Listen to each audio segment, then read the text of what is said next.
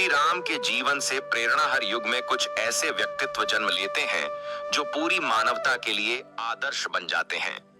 त्रेता युग के मर्यादा पुरुषोत्तम श्री राम ऐसे ही महान व्यक्तित्व थे।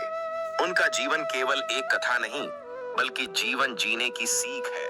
संयम, साहस, कर्तव्य और सत्य के मार्ग की प्रेरणा। अयोध्या के राजकुमार होते हुए भी श्री राम ने कभी अहंकार को अपने करीब नहीं आने दिया। जब पिता दशरथ ने वनवास का आदेश दिया तो उन्होंने उसे एक राजकुमार की तरह नहीं बल्कि एक आज्ञाकारी पुत्र की तरह स्वीकार किया। यह प्रसंग हमें सिखाता है कि जीवन में चाहे कैसी भी परिस्थिति आए, हमें अपने कर्तव्य और वचन का पालन करना चाहिए। कठिनाइयों से भागना नहीं, उनका सामना शांति और धैर्य से करना ही सच्चे नेतृत्व की पहचान है। वनवास के दौरान श्री राम ने जंगलों में रहते हुए हर वर्ग के लोगों से समान भाव से व्यवहार किया। उन्होंने निषाद राज, शबरी, वानर और भालू सबको अपने परिवार की तरह स्वीकार किया। उन्होंने यह स्पष्ट संदेश दिया कि सच्चा धर्म केवल पूजा में नहीं बल्कि समानता और करुणा में है।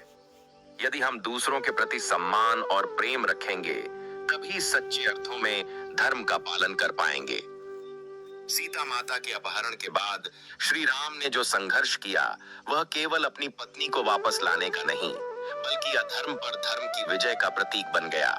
जिस तरह उन्होंने वानर सेना संगठित की, सबको एक दिशा दी और विभीषण जैसे बुद्धिमान लोगों की सलाह मानी, यह दर्शाता है कि एक सच्चा नेता वह होता है जो सुनना, समझना और सबको साथ लेकर चलना जानता है।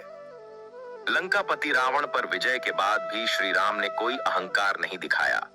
उन्होंने रावण का सम्मान करते हुए उसके ज्ञान की प्रशंसा की और दिखाया कि विजय के बाद विनम्रता ही व्यक्ति को महान बनाती है। उन्होंने राज्याभिषेक के बाद भी न्याय, समता और जन कल्याण को अपना धर्म माना। आज भी अगर हम श्री राम के जीवन को ध्यान से समझें तो वे सिर्फ एक धार्मिक प्रतीक नहीं बल्कि जीवन की हर परिस्थिति में मार्गदर्शन देने वाले गुरु हैं। जब काम कठिन लगे तो राम के धैर्य को याद करो, जब क्रोध आए तो उनके संयम को अपनाओ, जब निर्णय कठिन हो तो उनके आदर्शों को मापदंड बनाओ। मर्यादा पुरुषोत्तम श्री राम हमें यह सिखाते हैं कि सच्ची सफलता बाहरी जीत में नहीं बल्कि अपनी भावनाओं पर विजय पाने में है। जो व्यक्ति खुद को जीत लेता है वही पूरे संसार को जीत सकता है।